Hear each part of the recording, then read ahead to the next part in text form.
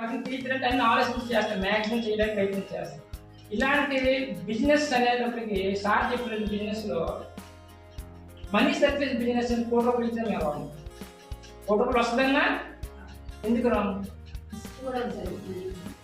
ఒక్కటి అందరూ ఏంటంటే ప్రతి ఒక ఎడ్యుకేటెడ్ నమ్మేది ఏంటంటే నేను నష్టపోయినా పర్లేదు, నన్ను నమ్ముకోవద్దు, నష్టపోవాలి.